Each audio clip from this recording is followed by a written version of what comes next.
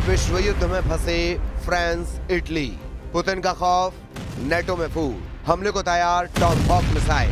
France Italy का America को alert. आखिर ऐसी क्या वजह है कि जिस वक्त राष्ट्रपति ट्रंप और ज़ेलेंस्की दावा कर रहे हैं कि कई मोर्चों पर यूक्रेनी सेना जीत रही है, ऐसे वक्त में फ्रांस के राष्ट्रपति इमैनुअल मैक्रों और इटली की प्रधानमंत्री जॉर्जिया मेलोनी नेटो को गंभीर चेतावनी देते हुए क्यों दावे कर रहे हैं कि अगर रूस के खिलाफ आक्रामक कार्रवाई की गई या फिर आक्रामक हमले किए गए तो पूरी दुनिया जंग की चपेट में आ जाएगी। इमैनुअल मैक्रों और जॉर्जिया मेलोनी दोनों ने ही बहुत साफ चेतावनी दी है कि रूस को चारों तरफ से घेरना बहुत बड़ी भूल साबित हो सकती है।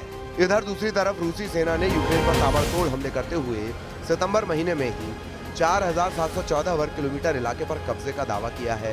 इधर खबर है कि अमेरिका यूक्रेन को लंबी दूरी की क्रूज मिसाइल टॉमहॉक देने जा रहा है, जिसे लेकर रूस ने चेतावनी देते हुए कहा कि अमेरिका आग से खेल रहा है और इसमें पूरी दुनिया जल सकती है। इधर ये भी खबर है कि रूस के खिलाफ नेटो देश में फूट पड़ चुकी है। पोलैंड के प्रधानमंत्री डोनाल्ड टस्क और हंगरी के प्रधानमंत्री विक्टर ओरबान रूस युद्ध पर एक दूसरे से भिड़ गए। नेटो देश हंगरी जहां रूस की तरफ से तर्क दे रहा है, तो वहीं दूसरी तरफ पोलैंड रूस के खिलाफ बड़ी जंग करने की पैरवी कर रहा है।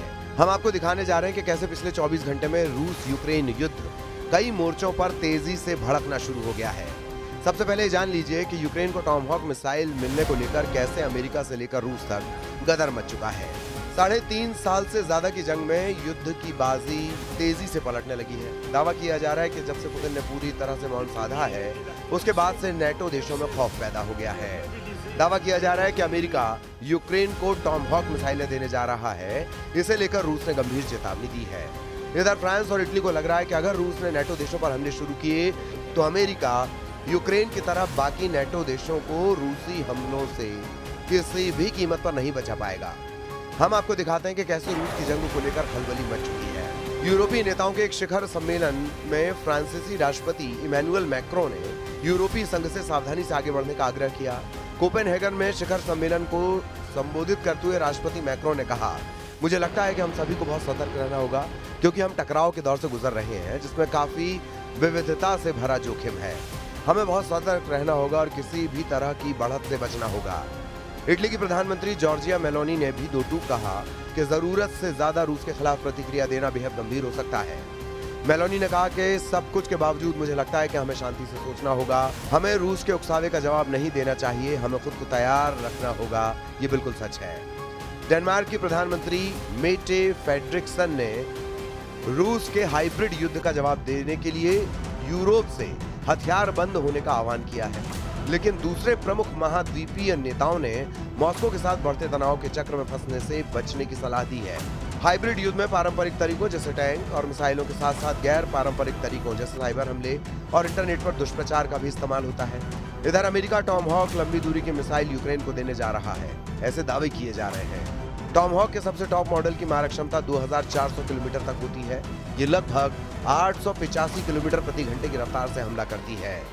इधर रूसी राष्ट्रपति व्लादिमीर पुतिन के प्रवक्ता ने कहा है कि अगर अमेरिकी राष्ट्रपति डोनाल्ड ट्रंप यूक्रेन को टॉमहॉक मिसाइलें भेजने की मंजूरी देते हैं तो ये माना जाएगा। अगर ऐसा होगा तो रूस यूक्रेनी सेना का वजूद ही मिटा देगा। रूसी सरकारी समाचार एजेंसी तास की रिपोर्ट के अनुसार दिमित्री पेस्कोव ने ये भी चेतावनी दी है कि अगर अमेरिका यूक्रेन को रूस के खिलाफ खुफिया जानकारी देता है तो रूस इसका मुंह तोड़ जवाब देगा। इधर वॉशिंगटन स्थित centre for strategic and international studies का अनुमान है कि 2,50,000 से ज्यादा रूसी सैनिक और 60,000 से 1 लाख तक यूक्रेनी सैनिक मारे गए हैं। इस बीच संयुक्त राष्ट्र ने 10 सितंबर को बताया था कि युद्ध में 1,41,000 से ज्यादा यूक्रेनी नागरिक मारे गए हैं। द मॉस्को टाइम के अनुसार इस युद्ध में 620 से ज्यादा रूसी नागरिक भी अपनी जान गंवा चुके हैं। दूसरी तरफ रूसी रक्षा मंत्रालय ने भी इस साल यूक्रेनी क्षेत्र के 4,714 वर्ग किलोमीटर पर कब्जा करने का दावा किया था। वॉशिंगटन स्थित think tank institute for the study of war यानी ISW का अनुमान है कि रूसी आंकड़ों का वास्तविक आंकड़ा 3,434 वर्ग किलोमीटर के करीब है। रूस कब्जे का ज्यादा इलाका बता रहा है। खबर है कि 25 से 29 सितंबर के बीच रूसी सेनाओं ने निप्रोपेट्रोव्स्क में, कलिनोवस्काय और स्टेपोवॉय और डोनेट्स्क में टेरिलोवो, मेस्कोय, सेंडोलोगोवो और किरोवस्क पर कब्जा करने का दावा किया। रूस की सेना ने सितंबर में यूक्रेन के 447 वर्ग किलोमीटर यानी 172.6 वर्ग मील इलाके पर कब्जा कर लिया। अमेरिका स्थित युद्ध अध्ययन संस्थान के विश्लेषण से पता चलता है कि जुलाई में 634 वर्ग किलोमीटर इलाके पर कब्जा करने के बाद से ये गति धीमी हो रही है।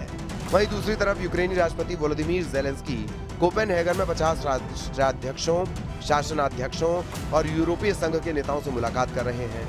अब ऐसे हालात में साफ है कि रूस के खिलाफ बड़ा और निर्णायक युद्ध करने से पहले नेटो, यूरोपियन यूनियन और अमेरिका अच्छी तैयारी के साथ ये तय कर लेना चाहते हैं कि अगर रूस ने विनाशक युद्ध शुरू किया तो फिर उससे निपटा कैसे जाएगा।